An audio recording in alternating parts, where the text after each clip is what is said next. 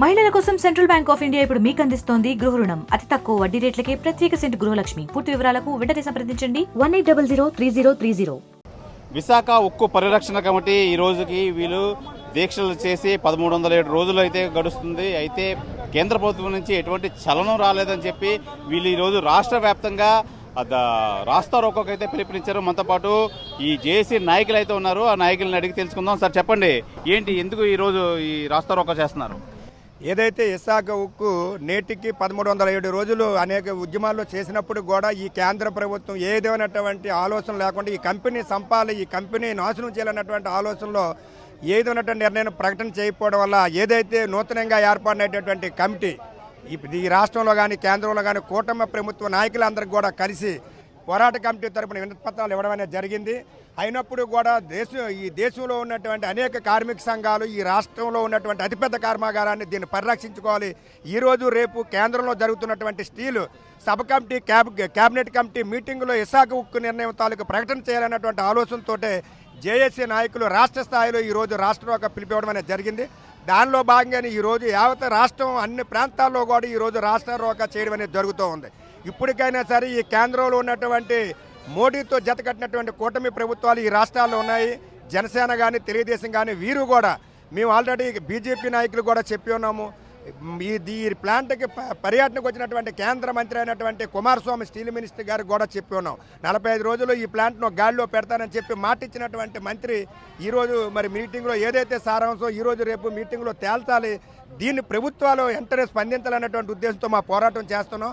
ఇప్పటికే స్టీల్ ప్లాంట్ని కావాలని చంపేయడం అనేది జరుగుతుంది. యాజమాన్యం కేంద్ర ప్రభుత్వం ఏదైతే ఆదేశాల మీదకు ఈ కేంద్ర ప్రభుత్వం జరుగుతుంది. ఇప్పటికే సీఎండీ గారు ఇంకా నవంబర్లో రిటైర్మెంట్ సెలవు పెట్టి వెళ్ళిపోవడం అనేది జరిగింది. దీని వెనకాతల కేంద్ర ప్రభుత్వం తాలూకు కుట్ర కూడా ఉన్నదని మేము అయితే అర్థం చేసుకుంటున్నాం.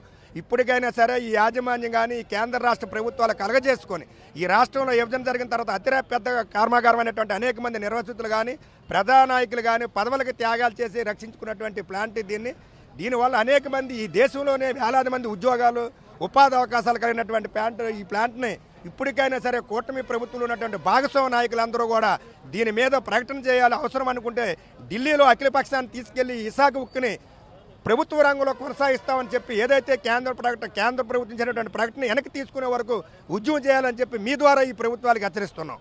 సార్, నష్టాల్లో ఉంది, అందుకనే ప్రైవేటీకరణ చేస్తున్నామని చెప్పి ఒక స్టాండ్ మీద అయితే కేంద్ర ప్రభుత్వం ఉంది కదా, మీరు మరి సెయిల్తో విలీనం చేయమంటున్నారు కదా, ఏం చెప్తున్నారు? ఈ రోజున కాదు, ఈ ఉద్యమం స్టార్ట్ అయిన కాడి నుంచి కూడా ఈ యొక్క కేంద్ర ప్రభుత్వానికి తెలియచేయడం జరుగుతుంది. విశాఖపట్నం స్టీల్ ప్లాంట్ పుట్టినప్పటి కాంచి ప్రొడక్షన్ స్టార్ట్ అయిన కాంచి మ్యాంగనీస్ గనుసులు లేవు. గనులు కేటాయిస్తే లాభాల బాటలో ఉండే పరిస్థితి మనకు ఉంది.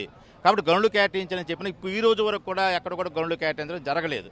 అయితే కేంద్ర ప్రభుత్వం ప్రైవేటు పరంగా చేయడం కోసం, అదానీ అంబేడ్ల కోసం ఇవ్వడం కోసం ప్రత్యేకించి యొక్క విశాఖపట్నం స్టీల్ ప్లాంట్కి వారు ఉన్నటువంటి ఉన్నతమైన వర్గాలు సిఎండి, డిపి, డిఎఫ్ లాంటి పంపించి దీన్ని మెల్లిమెల్లిగా ఈ యొక్క విశాఖపట్నం స్టీల్ ప్లాంట్ చంపే కార్యక్రమాన్ని చేశారే తప్ప ఎటువంటి నష్టాలు లేవు.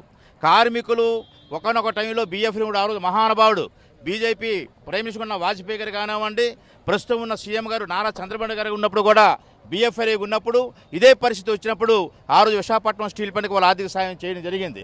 అటువంటి పరిస్థితుల్లో విశాఖపట్నం స్టీల్ ప్లాంట్ని మేము ప్రైడ్ ఆఫ్ స్టీల్ తీసుకురావడం జరిగింది. కొన్ని లక్షల కోట్ల లాభార్జన చేయడం కూడా జరిగింది. అటువంటిది ఈరోజు ఎందుకు నష్టాల్లోకి వస్తుంది? నష్టాల్లోకి వస్తుందంటే ప్రత్యేకించి నష్టాల్లో వచ్చేటట్టు యొక్క మేనేజ్మెంట్ తీసుకునే చర్యలు, దానివల్ల నష్టం వస్తుంది తప్ప కార్మికుల వల్ల కాదు. ఇప్పటికైనా మేము చెప్తున్నాం, మీరు గనులు కేటాయిస్తామన్నారు, గనులు కేటాయించలేదు. ఇక్కడ చంద్రబాబు గారు వచ్చారు, పవన్ కళ్యాణ్ గారు వచ్చారు, తర్వాత వైఎస్ షర్మిల గారు వచ్చారు, రేవంత్ రెడ్డి గారు వచ్చారు, సాయిరెడ్డి గారు వచ్చారు, అనేక మంది వచ్చి ఏం చెప్పారు? ఎలక్షన్ల ముందు తప్పకుండా విశాఖపట్నం స్టీల్ ప్లాంట్ ప్రభుత్వ రంగంలో కొనసాగిస్తామని చెప్పారు. మరి అటువంటి ఈరోజు ఏమైంది? కూటమి ప్రభుత్వం వచ్చింది. చంద్రబాబు గారు గాజువాక మీటింగ్లో పల్లా శ్రీని గారిని గెలిపించండి, భరత్ గారిని ఎంపీగా గెలిపించండి, మేము తప్పకుండా స్టీల్ ప్లాంట్ని ప్రభుత్వ రంగంలో కొనసాగిస్తామని చెప్పారు. ఈ రోజు ఏం చెప్తున్నారు? అయ్యా పల్లా శ్రీని గారు మీరు వెయిట్ చేయండి, మొదలు చేంజ్ చేయాలని చెప్పి చంద్రబాబు చెప్పే పరిస్థితి. అంటే ఈ ప్రభుత్వాలు ఎటు నుండి ఎటు వెళ్తున్నాయి? విశాఖపట్నం స్టీల్ ప్లాంటు ఆంధ్ర రాష్ట్రానికి కాదు, భారతదేశానికి ఒక వెన్నుముక, కొన్ని లక్షల కుటుంబాలు ఆధారపడి ఉన్నాయి. ఇటువంటి లాభాల్లో ఉన్న ఒక విశాఖపట్నం స్టీల్ ప్లాంట్ని ప్రైవేటు పరం చేయడం అనేది చాలా అమానుష్యం. దీని విషయంలో మాత్రం ఇప్పటికైనా కేంద్ర ప్రభుత్వం కానివ్వండి, కూటమి ప్రభుత్వం కానివ్వండి, ఇతర వర్గ రాజకీయ పార్టీలు కానివ్వండి, ప్రజాస్వామ్య వదిలి కానివ్వండి, పార్లమెంట్లో గగ్గోలు పెట్టాలి. విశాఖపట్నం స్టీల్ ప్లాంట్ ప్రభుత్వ రంగ సంస్థలో కొనసాగించాలి. కొనసాగించకపోతే తీవ్ర పరిణామాలు ఎదుర్కొనే పరిస్థితి వస్తుందని చెప్పేసి మీ ద్వారా హెచ్చరించడం జరుగుతుంది సార్. సార్ చెప్పండి, సొంత గనులు కూడా కేటాయించలేదు, ఏం చెప్తారు మీరు, ఏమంటారు? విశాఖపట్నం స్టీల్ ప్లాంట్ మొదటి నుంచి ఉన్నటువంటి ప్రాబ్లమే గనుల కేటాయింపు. ఆ విధమైనటువంటి గనులు కేటాయించకుండా ప్రభుత్వం తాత్సారం చేసి దీన్ని ప్రైవేటీకరణ చేయాలని దొంగ ఎత్తుగడ చేస్తుంది. ఈ ఎత్తుగడని ఎట్టి పరిస్థితుల్లో మా కార్మిక వర్గం ఒప్పుకోదు. కార్మిక వర్గం ఖచ్చితంగా కూడా ఈ విషయంలో ఇలాంటి రాస్తారోకలు, హర్తళ్ళు అన్నీ చేసి మా ప్లాంట్ని మేము కాపాడుకుంటాం. దీన్ని ప్రభుత్వ రంగంలోనే కొనసాగించాలి. తప్పనిసరి పరిస్థితుల్లో కూడా దీనికి గనులు కేటాయించలేని పక్షంలో శైలిలోనైనా సరే దీన్ని మెద్ద చేసి అన్ని విధాలా సరే దీనికి ఆదుకోవాలని మీ ద్వారా మేము తెలియజేసుకుంటున్నాం. ఇది ప్రధానంగా చూసుకోవచ్చు. ఈరోజు మొత్తం ఈ రిలే నిరాహార దీక్ష ఎక్కడైతే చేస్తున్నారో ఈ హైవే పక్కన, అక్కడి నుంచి డైరెక్ట్గా రాస్తారోకో అయితే చేశారు. నేషనల్ హైవే ఆనుకొని ఉన్న ఈ రిలే నిరాహార దీక్షలో మొత్తం ట్రాఫిక్ అంతా స్తంభింపజేశారు.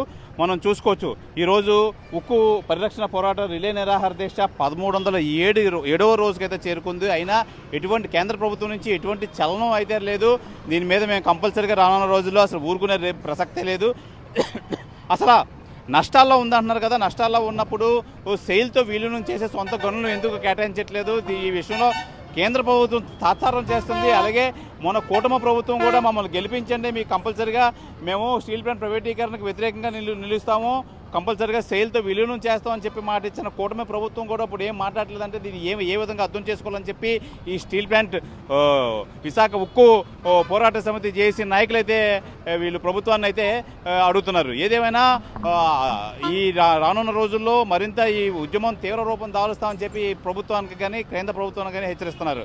ఇది ఇక్కడ తాజా పరిస్థితి. కెమెరామెన్ రమణ కుమార్తో Sivaramakrishna, RTV, Visakha steel plant main gate వద్ద నుంచి. మరిన్ని వీడియోస్ కోసం ఛానల్ ని సబ్స్క్రైబ్ చేయండి. లేటెస్ట్ అప్డేట్స్ కోసం వాట్సాప్ ఛానల్ ని ఫాలో చేయండి. అండ్ లింక్ డిస్క్రిప్షన్ లో ఉంది.